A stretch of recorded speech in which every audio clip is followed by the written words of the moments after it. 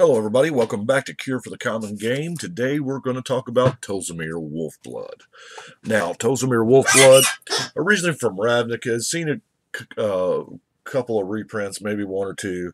He is a favorite. I see a lot of people build this as like their first EDH deck because his three abilities here are pretty neat. He actually makes a wolf bigger than he is. Obviously, you see him riding it in the picture. I would love to show you a picture of the Voja token. However, it does not exist. Magic Online has it because they did it by the way. That token is beautiful.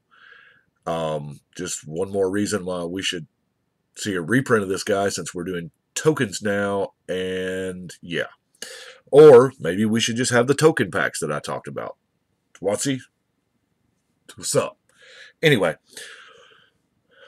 What I decided to do with this guy is, and it's probably not the most efficient use of him, or it may be, but I don't know. He gives green creatures +1/+1, and then he gives white creatures +1/+1. So wouldn't it be neat if you just gave all your creatures +2/+2? They'd all need to be green-white, so that's what I did. And then I'm like, well, all my creatures are multicolor. So let's go Selesnya out the frame. Every non-land card is multicolor, is white-green. So, here's what I did. As far as mana ramp goes, you're looking at it because it is white and green. As far as ramp, if you play it on turn 3, it's ramp. If you play it on turn 4 or turn 1, it's a dual land. You know, so you're not really gaining much. It's weird. The quicker ability is the... never mind. Now, one thing I would like to note is that there are 3 cards. Crows and Verge. Yeah, the double rampant. The Blight Shield Cataract or whatever it is similar to this. And then Tuco Monastery turns it into a dude. And Riftstone Portal. Now, y'all fact check me on this. I believe this is correct because it seems like in one of the old Morrow podcasts. Because of the way they print dual lands and they print them in cycles, I do believe that green-white has the most amount of duels simply because of this set, Judgment and Riftstone Portal. Technically, this counts as a duel in their eyes. But because they print them in cycles, either friendly or enemy or all 10, green-white has more, has like 1 or 2 more than any other color set anyway. That's just... Here's what I did with the non-creatures. Armadillo Cloak attached to your general, or see, I think for this particular deck, you know, you should probably, if you build it, you know, set it around your table and ask them, hey, can Voja be my general? Because let's face it, Voja's the one doing the work. Sigil of the Nyan Gods, which can be pretty ridiculous with some of your other creature. Now, the Unflinching Courage is essentially the same thing as the Armadillo Cloak. Run the Collective Blessing to pump up the team. Show the Oversoul. I'm telling you, Voja's going to be mean when he's indestructible and flying. Growing Ranks. We can't populate Voja because he's legendary, but, you know, it's all good. Now we're going to get Wheel of Sun and Moon. This is beautiful because it says enchant player. It's you can enchant you or you can enchant your opponent.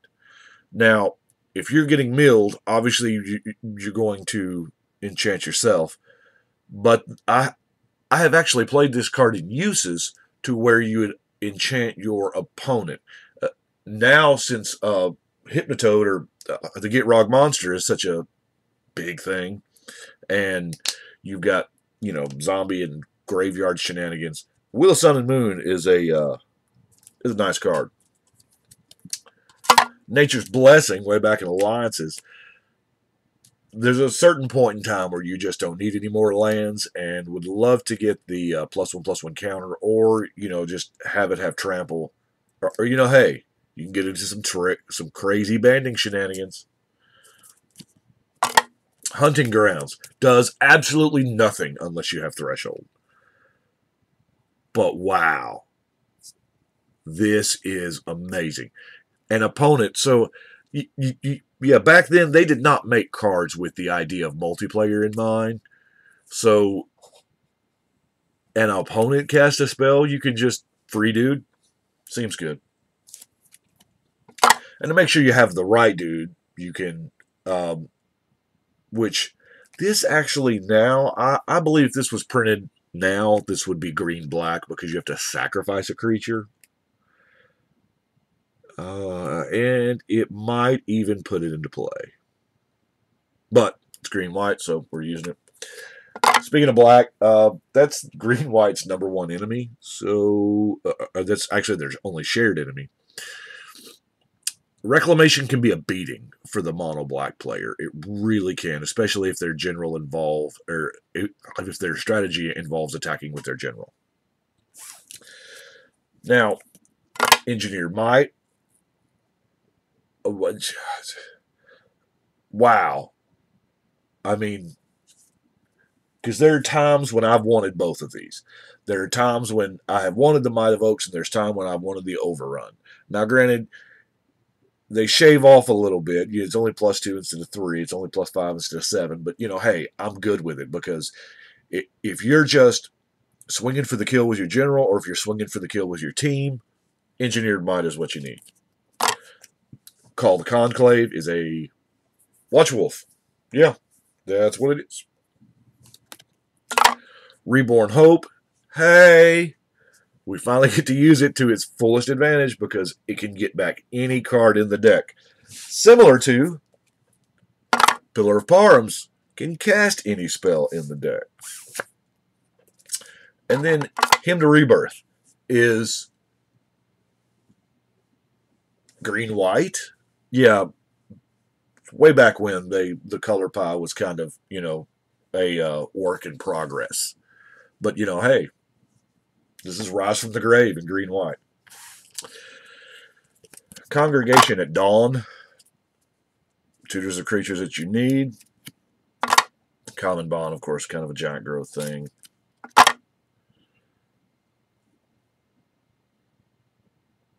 X is his power, so, we can get a ton of these little guys that are also multicolor. Reap what is sown. I really like this. Sylvan Reclamation. Sigil's Blessing. Here again, it does both. It's pump this guy and then help everybody else a little bit. Got to have the Charm just for all those options.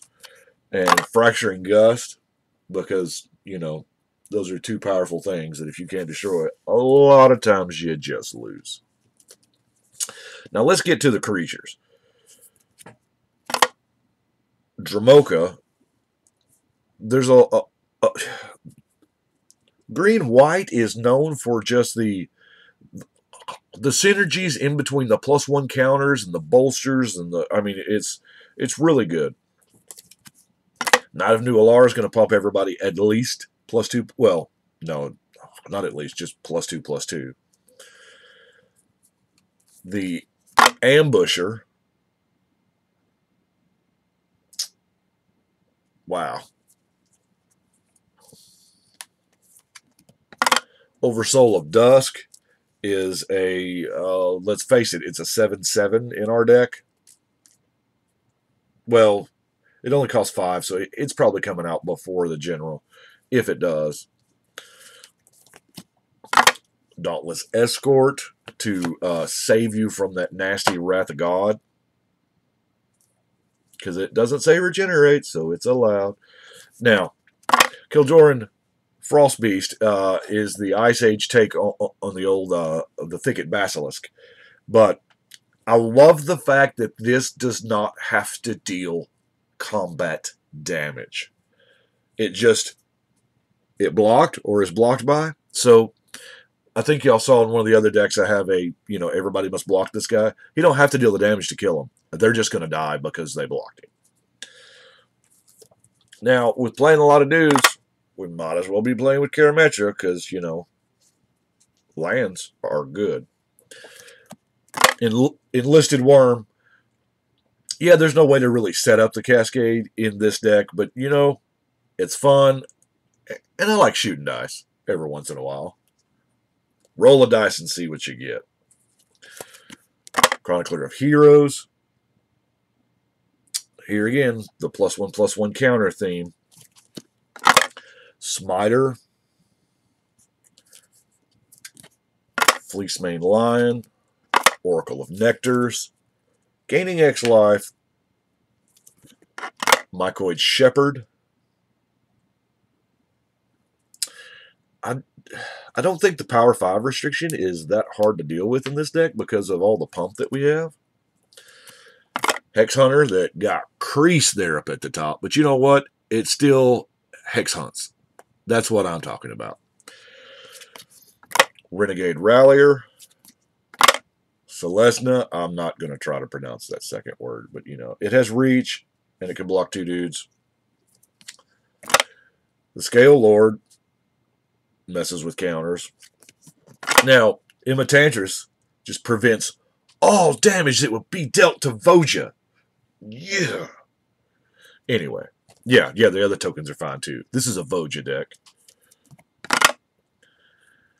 Kusali Pride Mage is value stacked on top of value. I love this guy. And for the early turns, the Militant and the Watch Wolf, Llanowar Knigget is really good. Ancient Spider. Yes, people, this used to be rare, okay? Plane Shift. This is what qualified as a rare. Wow, it's a 4-mana 2/5 first strike with reach. I'm pretty sure we get this at common or maybe even uncommon now. But that's how back or in early Magic the spells were way better than the creatures. So they tried to balance that out by making the spells worse, and they found out that that was not the answer, so they had to make the creatures better. That's this power creep that you hear people talking about. It's actually not a power creep. It's them auto-correcting the initial problem. Because early creatures wasn't that good. I mean, Juzam Djinn is still money, and he was money, but now they've made so many better versions of him.